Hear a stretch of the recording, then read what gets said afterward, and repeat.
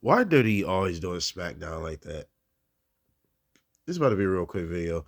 SmackDown is always put in shitty positions. This is the first 3 hour SmackDown that we possibly, for what we know, this is for now on, right? Why this show wasn't advertised? Can you tell me one match that was advertised or like appearance that was going to be advertised? We don't get John Cena on the show. We don't get Roman. We don't get Logan Paul. We get Cody, but we don't even get a match with Cody. We don't get nothing, no like star power to build up this new era of SmackDown.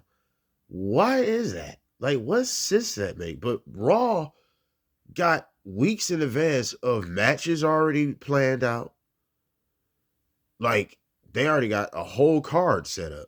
John Cena supposed to show up, Logan Paul. They said everybody pretty much supposed to show up, even Cody. But this SmackDown, we didn't get no build up to what was even going to happen. We got some surprises to cash in. Finally, it is Tiffy time. I looked at my watch. Yeah, it says Tiffy. So good. That was cool. But it's like, okay, that was honestly the only highlight. The only highlight to me. But it could have been more if, okay, Logan Paul gonna show up, John Cena's gonna show up, Roman Reigns is gonna show up, CM Punk's gonna show up. Like, you could have still even built the Netflix on here, the Raw Netflix show. Why we couldn't get a Paul? Why we couldn't get a CM Punk and Seth Rollins picking a partner? Like, just like easy Vince McMahon back in the day one-on-one booking that he used to do, where he added two feuds that is going to coexist simultaneously. Okay, Seth Rollins teams up with Kevin Owens or Cody, or it is vice versa. Kevin Owens team up with CM Punk, whatever. Like, that would have been a great tag team match to build not only for the Netflix Monday Night Raw, but if you would have advertised that for SmackDown, you tell me that wouldn't have been good to advertise that? Those two feuds coexisted simultaneously. We could have had action from the damn champion and a match that's advertised for Monday Night Raw on Netflix. But SmackDown always got to get the short end of the stick, always got to be the butt end of the joke. And even when SmackDown is at times better than Raw, it's always got to be the short end of the stick. I just don't understand it. I don't understand it. We couldn't have The Rock show up. This is the first 3 hour Raw. 3 hour SmackDown. Like, I think it's the first one ever. A special don't count. Super SmackDown or those don't count. Those are super shows. But this is the first. This is the first of its kind that is going to be officially 3 hours. And why we didn't get a build up to this? I don't know. Maybe I'm tripping.